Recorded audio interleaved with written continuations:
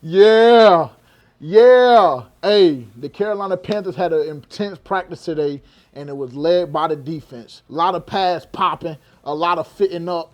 Yeah, yeah. It was one of them ones. It was one of them ones for sure. Welcome to Move the Chains. I am your host JJ.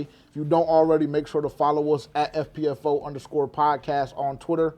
That's where you can get all your updates throughout practice live. Also, find us on Instagram at For Panthers Fans Only. TikTok, you can find us there as well. Look, I want to jump straight into things today. I don't want to wait. Listen, I just left practice about 15 or 20 minutes ago. Obviously, you guys will see this video a little later. But I just got done with practice, just drove back to the hotel, and I did not want to wait. I wanted to get right in front of you guys as soon as possible because, my goodness, one of them days that we had Tuesday when I told y'all the offense torched the defense, Bryce looked as sharp as he ever had. Hey, the roles were reversed today. Defense got it back in blood for sure, but we'll make sure we discuss it. We'll jump right into our transactions. The Carolina Panthers yesterday after practice, I told you all that a couple of offensive linemen had come to camp for a tryout. The Carolina Panthers did sign guard/center Jack Anderson. Now, if you guys remember, we discussed last night about Austin Corbett and his inconsistency with snaps and things of that nature. On top of that, K. Mays was announced via Dave Canales that he had an AC joint sprain in his shoulder. So that could definitely be a depth move in that regard, as well as getting somebody in to push Austin Corbett a little bit further. Jack Anderson, I will say, did participate in a couple of one-on-ones today. Another transaction that went through this morning was the Carolina Panthers signed defensive tackle Walter Palmore, and they also brought back wide receiver Tavian Robinson. In correlation, they did waive Caden Sheridan, running back, number 37. Also, Willie Drew was let go this morning, and then kind of a fan favorite, he was growing on me. Number 12, the wide receiver Devin Tompkins was also let go due to injury this morning. Extremely unfortunate. He was one of those guys, in my opinion, that was kind of on the fringe, on the bubble. We've discussed on multiple occasions if the Carolina Panthers go with 6 wide receivers, if they go with 7, whatever the case may be. A lot of people do have Jalen Coker being that 7th receiver if that is the decision that the Carolina Panthers make. However, Devin Tompkins, he was brought in, I want to say, a week and a half ago, and immediately all throughout his stint with the Carolina Panthers was making an impact.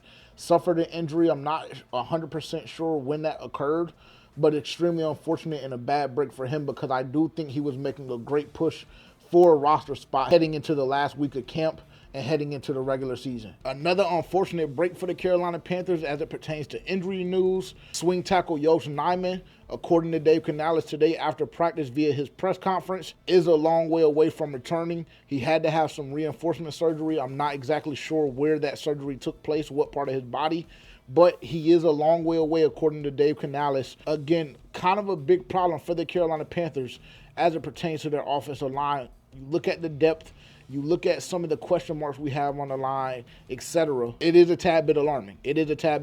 But we will discuss that a little bit later on because there were some things that kind of stood out to me in practice via the offensive line that were good and definitely were bad as well. But to enforce the original point, Yosh Nijman is down and currently has no timetable. Once again, Dave Canales did say that he is a long way away. Now for our practice recap, and then we'll go into our 3 takeaways. Hey, the defense was sliding. I'm not going to sit here and act like they weren't. I'm not going to sugarcoat anything for all of y'all fans that just choose to love offense and only want to hear about. I'm not doing that today. Not doing that today. It's not the type energy I'm on. We saw Bryce Young throw his 3rd interception of camp today. Continue to watch the video to see that a little bit later on because it will serve a purpose in our video. Saw a lot of pressure coming from all angles of the offensive line. Davion Clowney, I told y'all last Tuesday that the offensive line had him in check. Today, not the case. Not the case. Back on demon time for sure.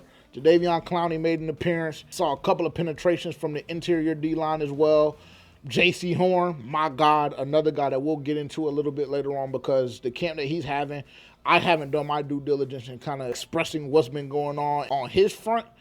But just know, yeah, we got one of them ones as we already know. Now, I will give the offense a little bit of credit because during Pascal, they looked solid. There were a couple of plays during live team periods that they looked competitive. But I will say it was a defensive day. It was a defensive day. They brought the energy. They brought the intensity. And again, round of applause. Round of applause for the whole team because this is one of the practices that I wanted to see and needed to see after kind of a down day yesterday that I emphasized to you guys was to be expected. Also, something I wanted to touch on very briefly. I know I discussed Shaq Thompson, and I was saying that I wasn't 100% sure what was going on with him. I did learn that he has a hamstring injury. I know that's something that we did discuss probably after training camp day 2 or 3. And I told you guys that. Totally forgot. Shout out to y'all in the comments for reminding me because I know last night I was very, very confused on what was going on with him because it was an illness and then we hadn't seen him anymore since then. But again, I did get that cleared up. My apologies for anybody that I did confuse. That is a hamstring injury for Shaq Thompson. Again, really just precautionary. Based off of my research, based off of me having that information and then kind of backtracking, it seems like it's just a precautionary thing. Shaq was out at practice, as you see here, looking over some of the linebackers, some of the individual drills that they were doing. So he seems to be fine. He seems to be okay. But I think the Carolina Panthers are just trying to play a little slow and make sure that he's fully healthy and ready to go for the start of the season. Now, let's get right into our takeaways. Again, as y'all can tell, my energy is back up. Yesterday was kind of down just because it was kind of a down practice. But the last practice that we had that was fully padded was on Tuesday. I told y'all that the offense went completely fed, shredded the defense. Today, it was a lot different because the defense wanted all that smoke. They did. The defense wanted all that smoke. So we'll jump right into our takeaways. Number one, we could potentially be seeing the best season that we've seen from Jaycee Horn. Now, I know we haven't seen a full season of Jaycee Horn.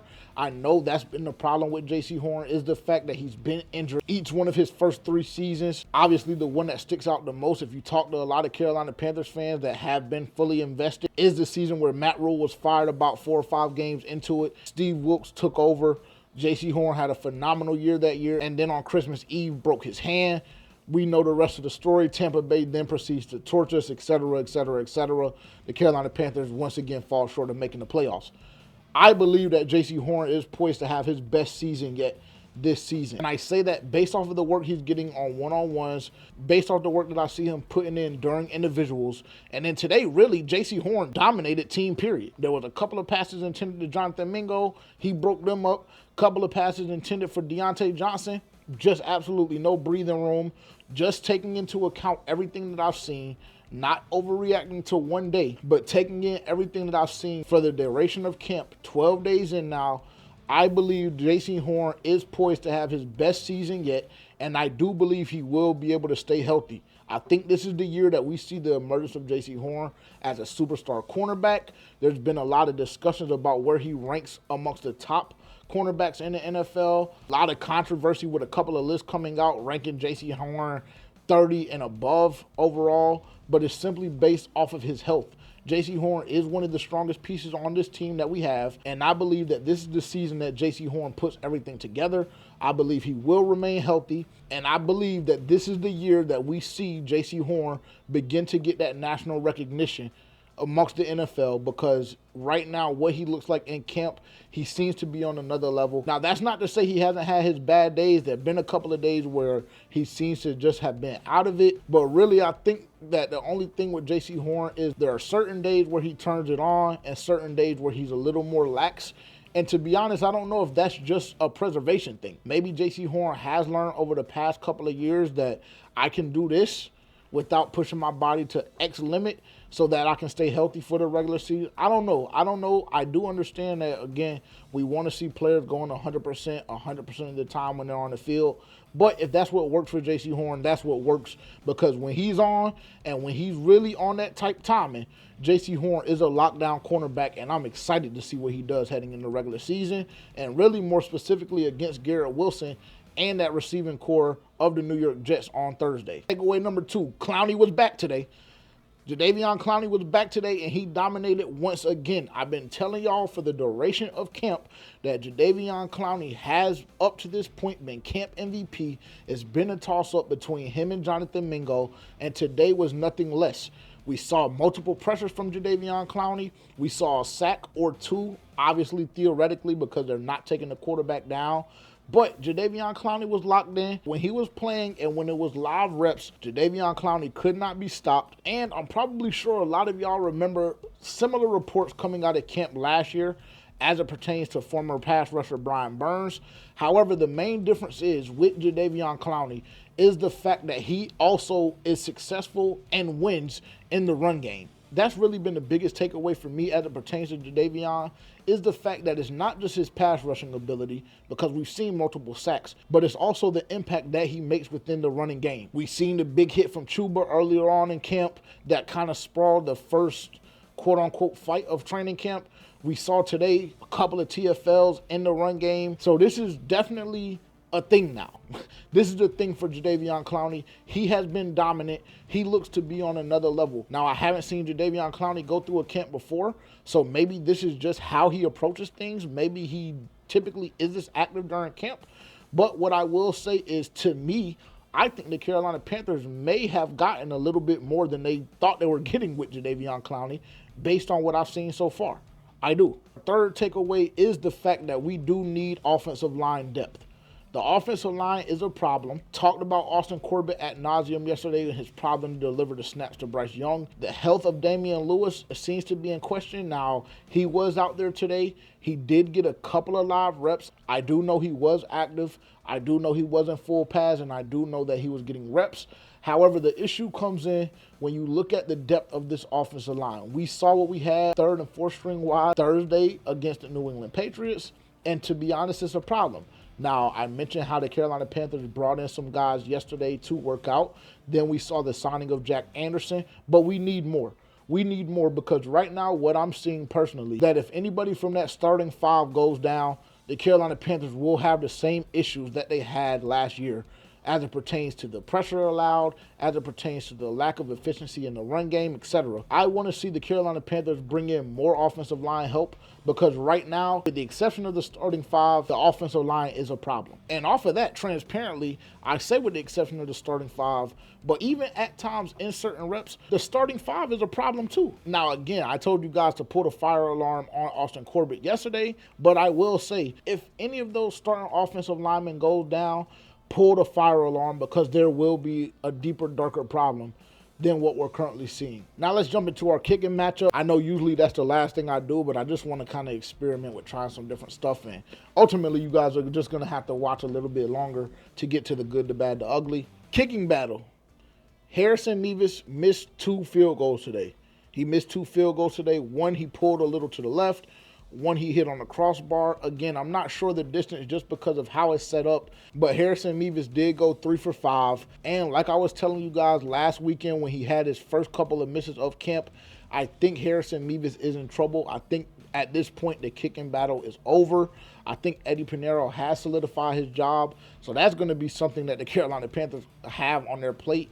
Dan Morgan was out at practice today. Now, he wasn't specifically looking at the kickers, but it's definitely going to be something that runs across his desk, is the fact that it is time to pay Eddie Pinheiro. Eddie Pinheiro wants a certain amount of money, and you brought a kicker in that you thought could challenge him. Harrison Mevis did a phenomenal job, in my opinion, all throughout camp at pushing Eddie Pinheiro, but ultimately he came up short. Eddie Pinheiro is going to beat him out. And now you need to pay him his money because no matter how we feel about the situation, Eddie Pinheiro has been one of the most consistent kickers in NFL history. So, got to get the job done. Again, Harrison Mevis struggled today, 3 of 5. Now for the good, the bad, the ugly, the good, the intensity all throughout practice. From the very, very first horn of practice, the intensity was extremely high. Like I mentioned at the beginning of the video, pads were popping, saw one-on-ones from the offensive line, saw one-on-ones from the receivers and the cornerback, etc. It really was just a great practice overall. Another one of those days like we saw last Tuesday. Now the offense struggled. The defense dominated. That to me is okay. We like to see stuff like that. We like to see on last Tuesday the offense dominating, and then on the following Sunday the defense gets it back in blood, because that means that we're a relatively balanced team, and that means that complementary football, in my opinion, should not be an issue this season. It shouldn't. So, love what I've seen from an intensity standpoint. Again, a lot of thudding, a lot of big hits, a lot of people hitting the ground, which I know the coaches don't 100% like. But as a fan, I like it because that means the intensity is where we want to be. overall. The bad was the lack of production from the first team offense. Now, I did mention that practice at times was back and forth, but overall the defense did dominate. And when I say the bad, specifically what I'm talking about is about the last 20 minutes of practice. The team did go with a live period. They did go with a live scrimmage. We saw first team offense out there. They went 2 drives in a row. Then we saw second team offense and defense come out. Again, live scrimmage feel, it felt really good. Again, a lot of intensity, a lot of thudding. But I will say the bad for the practice today was that period, specifically for the offense, because first team offense, when you look at it, we had a 3 and out, and then we had an interception from Bryce Young. Now, I will say up to the point that Bryce threw that interception, the offense was moving the football relatively well. A couple of third down conversions, really no negative plays overall in that specific drive. But then again, the drive was killed by the interception. So that's another rep that I have to give the defense. And then for Dave Canales to come back, place the ball right where it was before the pick, and for the defense to still bow their backs and get a stop and force a field goal, another win for the defense overall. So the bad really was the lack of production from the offense in that last team period. And then the ugly was the Bryce Young interception. You guys can see it here. Just a bad play overall, an occurrence where you see Bryce Young trying to do a little too much, and just a nasty, nasty play overall. That is all I have. I will say that today was definitely one of those days that you hear Dave Canales talk about when you hear that, quote unquote, we make us. I like that saying. I like the approach. I like the mentality that goes behind it, because we do make us. And overall, for me, the Carolina Panthers today won the day. Ultimately, when you're in training camp and you're in the dog days of summer, that's what you want to see. You want to see teams that win the day. The Carolina Panthers as a whole unit did win the day today. Phenomenal, phenomenal, phenomenal day of practice overall for the Carolina Panthers.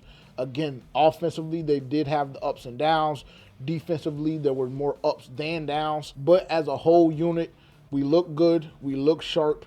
And I'm excited to see what tomorrow holds. Again, if you haven't already, make sure to like, comment, subscribe. Turn your bell notification on if you want to continue to see my videos pop up, breaking down training camp every day and what's going on that front. 100% unbiased, 100% honesty, 100% unfiltered. Make sure to turn that bell notification on.